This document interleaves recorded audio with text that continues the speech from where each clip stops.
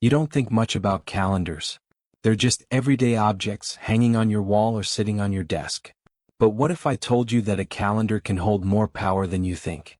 That the simple act of marking a date could summon something you can't explain, something dangerous? It was late October when I found the calendar. I just moved into a new apartment after months of searching for a decent place I could afford. The building was old, creaky floors, drafty windows, the works, but it had character and the price was right. The landlord, Mr. Harrison, was an elderly man who looked like he hadn't stepped out of the 1960s. He handed me the keys with a toothy grin and gave me a brief rundown of the building rules. Just one thing, he said, his voice raspy. The previous tenant left in a hurry. Cleaned out most of her things, but if you find anything, just toss it out. No big deal. That sounded fine to me. I didn't expect to find much. Moving in went smoothly, but as I started unpacking in the living room, I noticed something odd on the wall. A calendar. It was old-fashioned, with yellowing pages and hand-drawn illustrations of seasons. The kind of thing you might find at a flea market, charming in a vintage way. It was already flipped to October, and the previous days had small red X's marked in ink. The entire month had been filled out, except for one day, October 31st, Halloween. At first, I thought it was kind of quaint, like some sort of quirky decoration. I didn't bother taking it down. In fact, I kind of liked it. The illustrations had this old-world charm, and there was something satisfying about seeing the passage of time, day by day. But then strange things started happening. The first incident wasn't anything major, just a flickering light. I assumed it was an electrical issue.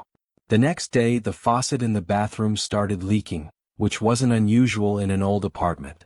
Then, a few nights later, I heard something strange, a faint whispering, almost like a conversation coming from the living room.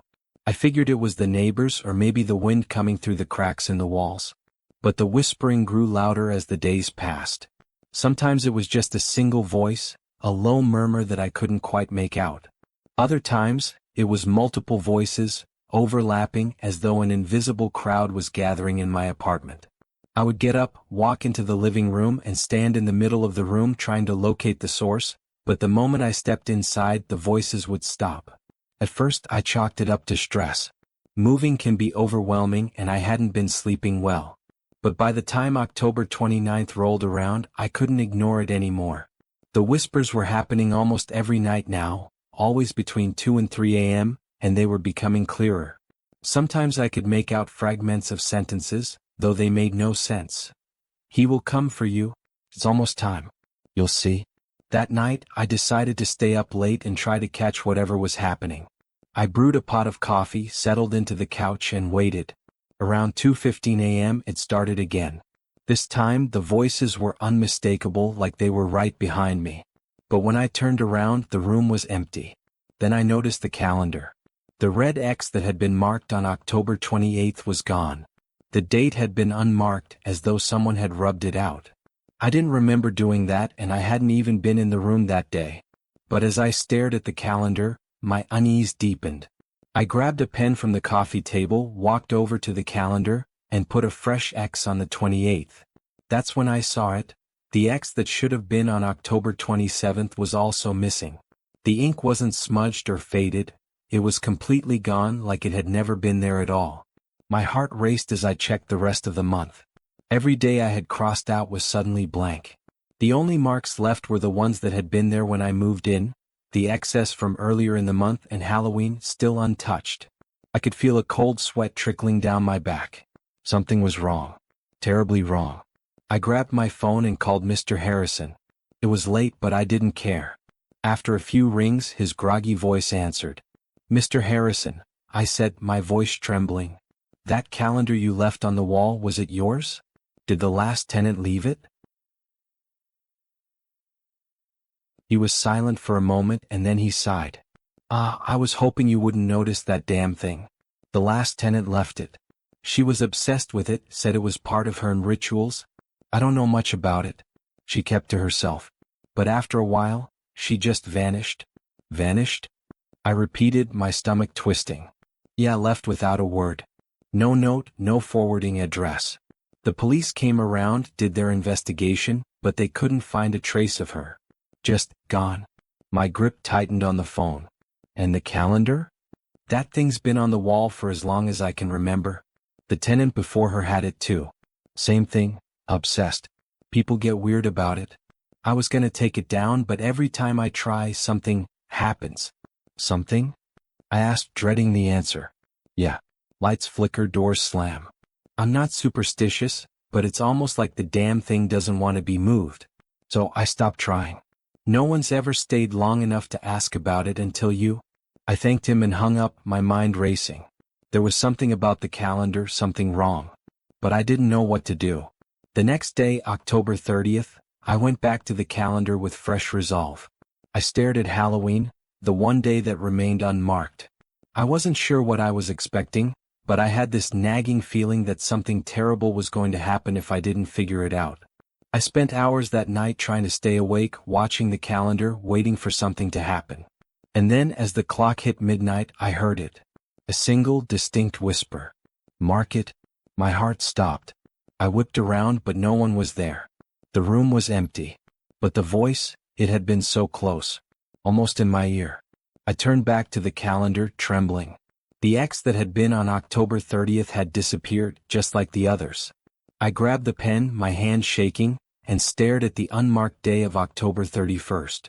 I don't know why, but every fiber of my being screamed not to touch it. But I couldn't resist. Slowly, I raised the pen to the calendar, but before I could make the mark, a loud crash came from the living room. The sound of glass breaking. I dropped the pen and ran out of the bedroom, my heart pounding. The living room window had shattered, the curtains flapping wildly in the breeze. But that wasn't the worst part. Outside, in the street below, was a figure, standing motionless under the dim glow of the street lamp.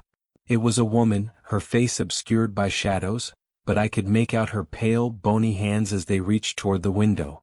No, I whispered, backing away. No, no, no. The whisper started again, louder this time, echoing through the room like a chorus of voices, all saying the same thing. Mark it. Finish it. I slammed the bedroom door shut and locked it, my back pressed against the wood. The whispers were inside now, filling the air, vibrating through my skull. I stumbled toward the calendar, desperate, but when I looked up, I froze. The excess were gone. All of them. The entire month of October had been wiped clean, except for one day, October 31st. And under that date, in bold, crimson ink, was a single word. You. Suddenly, the door behind me rattled violently as if something, or someone, was trying to force their way in. The whispers grew deafening, drowning out my thoughts. I grabbed the pen and scratched a frantic X across the date, hoping it would stop whatever was coming for me. But it didn't. The door burst open and the room went silent. My breath caught in my throat as I turned around slowly, my body stiff with fear. There, standing in the doorway, was the woman. Her skin was pale, almost translucent, and her eyes, those eyes were hollow, empty black pits that seemed to suck the light out of the room. She stepped forward, her movements slow, deliberate, and with each step, the room grew colder. I tried to scream, to move, but I was frozen in place. She reached out, her fingers long and thin, her touch as cold as ice. As her hand closed around my wrist, I felt a sharp pain like needles piercing my skin. My vision blurred and I felt myself slipping away. The last thing I saw before everything went black was the calendar. The X I had drawn was gone, and in its place, the word "you" had been written again, this time in blood. When I woke up, I was no longer in my apartment. I was lying on the cold, hard floor of an unfamiliar room, surrounded by old, tattered calendars, each one marked with excess and dates that I couldn't make sense of. The whispers were gone, but the dread remained. I don't know how long I've been here, or if I'll ever find my way out. But one thing is clear. The calendar isn't just an object. It's a trap. A doorway to something far darker than I could have ever imagined. And now I'm part of it.